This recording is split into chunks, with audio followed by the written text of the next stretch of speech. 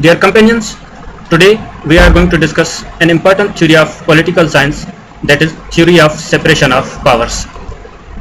But before going to the theory of separation of powers, we must discuss a philosopher called Montesquieu, who is also called the pioneer of theory of separation of powers.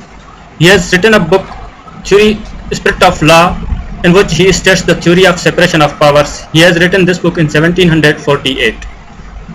And the checking balance over these powers, what we mean by the checking balance and what is the distribution of powers. लेकिन इससे पहले हमें historical background जानना चाहिए इस Montesquieu का कि इसने ये थ्योरी क्यों दी and where he belongs. Dear companions, Montesquieu जो है वो फ्रांस का फिलोसोफर है और यहाँ फ्रांस में तब मोनार्की हुआ करती थी, यानी कि किंगशिप हुआ करती थी, बादशाहियत जिसको हम कहते हैं उर्दू में. तो वहाँ पे बादशाहियत थी और एक दिन मोंटेस्क्यू गया विजिट के लिए इंग्लैंड. तो इंग्लैंड जब वो गया तो उसने एक डिफरेंट फॉर्म ऑफ गवर्नमेंट देखा जहाँ पे डेमोक्रेसी थी और उसने ये ऑब्जर्व किया कि हमारे पास जो है वो लिबर्टी नहीं है, जबकि यहाँ इंग्लैंड में जो है लिबर्टी है और पीपल्स यहाँ जो लोग हैं यहाँ के वो लिबर्टी एंजॉय करते हैं, जबकि हमारे पास कोई लिबर्टी नहीं है, कोई आज़ादी नहीं है. But before going to this we must discuss the liberty. What is liberty? Liberty is a French word taken from a liber which means unrestrained और फ्री. आज़ादी को हम लिबर्टी कहते हैं. ये एक फ्रेंच वर्ड है, लाइबर उसमें से लिया गया हुआ है लिबर्टी. तो उसने ये कहा कि हमारे पास जो लिबर्टी है वो नहीं है, जबकि यहाँ इनके पास लिबर्टी है. तो इसने सबसे पहले ऑब्जर्व किया कि इनके पास क्यों लिबर्टी है, हमारे पास क्यों नहीं है. तो इसे एक जवाब मिला कि this was because of the separation of powers.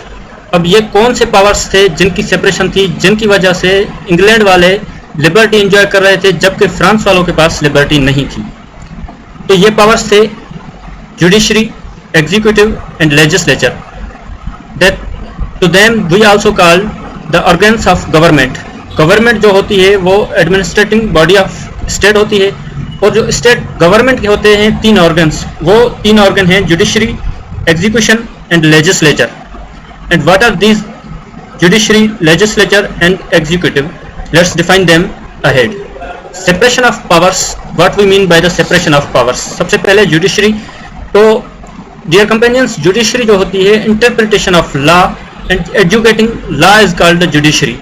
Judiciary जो होती है वो चेकिंग बैलेंस करती है लॉज के ऊपर. Coming to the next organ of the government, executive. तो एग्जीक्यूटिव का जो काम होता है बेसिकली वो काम होता है इन्फोर्सिंग द लॉ. लॉ को इन्फोर्स करवाना ये एग्जीक्यूटिव का काम होता है. और थर्ड ऑर्गन है लेजिस्लेचर. जो लेजिस्लेचर होता है बेसिकली इसका काम होता है लॉ को बनाना. ये लॉ बनाता है, जबकि लॉ को इन्फोर्स करना जो काम है वो एग्जीक्यूटिव का होता है. और हमारे पाकिस्तान की जो लेजिस्लेचर है उसको कहते हैं पार्लियामेंट. अब लेजिस्लेचर जो होती है वो दो किस्मों की होती है, बाइकैमरल लेजिस्लेचर और यूनिकैमरल लेजिस्लेचर. हमारे पाकिस्तान में जो है वो बाइकैमरल लेजिस्लेचर है. We are having the two houses, senate and national assembly. और हमारी लेजिस्लेचर का जो नाम है वो है parliament. Coming to our next slide. What does the Montesquieu stated in his theory of separation of powers? Montesquieu क्या कहता है अपनी theory of separation of powers में? मोंटेस्क्यू कहता है the liberty of an individual required that neither all these powers nor any two of them should be placed in the hands of one man और one body of man. वो कहता है कि ये जो तीन पावर्स हैं जुडिशरी, लेजिस्लेचर और एग्जीक्यूटिव, इनमें से कोई भी दो या ये तीनों अगर किसी भी एक शख्स के पास या एक ग्रुप के पास आ जाते हैं तो लिबर्टी जो होती है वो ख़त्म हो जाती है. अब कैसे? इससे पहले ये डिफाइन करने से हम डिफाइन करते हैं यहाँ एक इंग्लिश का word MAN, man and MEN, man. इन दोनों मैन में क्या फ़र्क है? तो डियर व्यूअर्स, हमारे टेस्ट में ये बहुत बार आ चुका है कि man, what is man? Man is a singular, MAN is a singular, while its plural is MEN, not the men's. Man का जो प्लूरल होता है वो मैन ही होता है. So what he means by the separation of these powers from a person or a group of person? वो कहता है कि जो लॉ मेकिंग बॉडी है लेजिस्लेचर जिसको हम कहते हैं, और लॉ इन्फोर्सिंग बॉडी जो है जिसको एग्जीक्यूशन कहते हैं. अब एक बादशाह है, उस बादशाह के पास ये अख्तियार है कि वो लॉ इन्फोर्स भी करे और वही लॉ बनाए.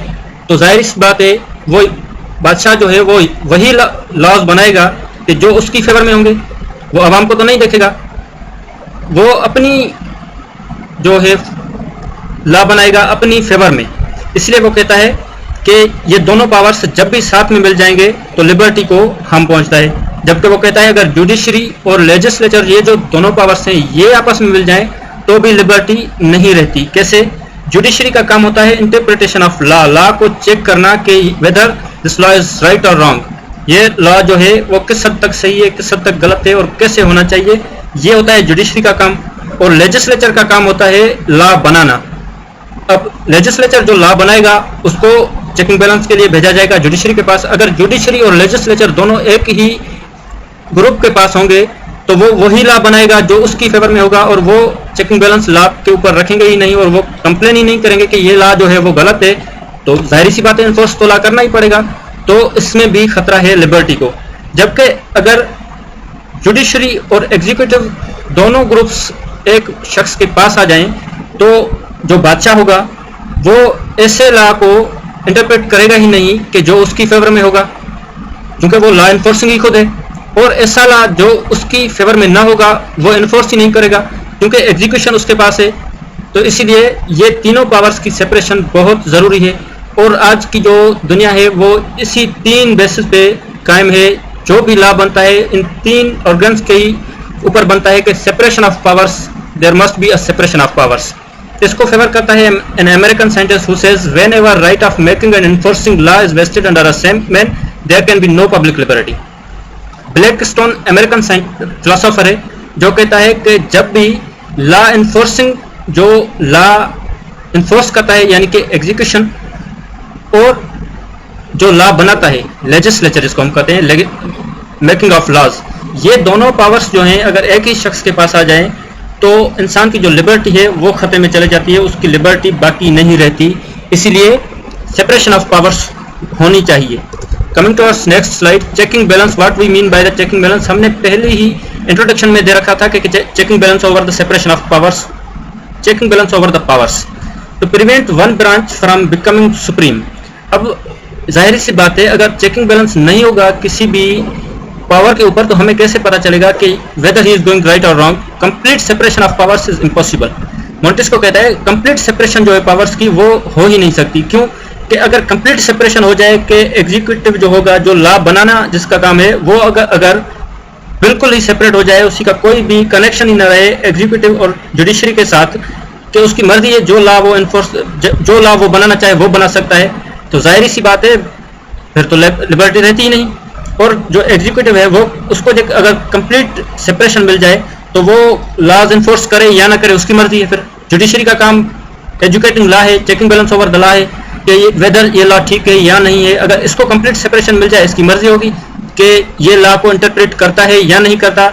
लेजिस्लेचर जो है इसको अगर कंप्लीट सेपरेशन मिल जाए तो इसकी खुद अपनी खुदगर्जी चलेगी कि ये लॉ बनाए या ना बनाए, कैसे लॉज बनाए कैसे लॉज ना बनाए। तो ये सेपरेशन ऑफ पावर्स कंप्लीटली नहीं होती, लेकिन ये separation of powers in terms होती है कि ये जो तीन ऑर्गन्स हैं गवर्नमेंट के, ये तीनों ऑर्गन्स कभी भी किसी एक शख्स के पास नहीं रह सकते, या इनमें से कोई भी दो पावर्स एक शख्स या एक ग्रुप के पास नहीं रह सकते। जबकि एक एक पावर जो है एक एक अलग अलग ग्रुप को सौंपी जाती है और इनसे मुराद कंप्लीट सेपरेशन ऑफ पावर्स बिल्कुल भी नहीं है। तो हमने आज ये पढ़ा कि theory of separation of powers जो है वो ओवर द बेसिस ऑफ है मैन, कि एक ही पर्सन के पास नहीं होनी चाहिए दो या तीन पावर्स। वो पावर्स कौन से हैं? जुडिशरी, एग्जीक्यूटिव और लेजिस्लेचर। जुडिशरी का काम होता है educating law, checking balance over the law. Legislature का काम होता है मेकिंग ऑफ लॉ, लॉ को बनाना। जैसे कि काम होता है एग्जीक्यूटिव का कि वो लॉ को इन्फोर्स करे। Enforcing law is the main function of executive, जिसमें आ जाता है हमारा प्राइम मिनिस्टर, प्रेसिडेंट और जो भी बाकी मेंबर्स होते हैं सोसाइटी के, जो भी सिटीजन्स, जो भी जॉब वाले लोग होते हैं, वो सारे आ जाते हैं हमारे एग्जीक्यूटिव में। जबकि लेजिस्लेचर में जो होते हैं वो होते हैं लॉ मेकिंग बॉडीज, जो हमारे नेशनल असेंबली और सीनेट में मेंबर्स होते हैं। तो डियर व्यूअर्स, आज का लेक्चर यहीं पे ख़त्म करते हैं। इंशाल्लाह कल मिलेंगे एक नई वीडियो के साथ। Tomorrow we will be discussing the liberty, types of liberty, advantages of liberty and safeguards of the liberty. Liberty would be a new topic of our next lecture. तो मुझे दें इजाज़त। Thank you. अल्लाह हाफिज़।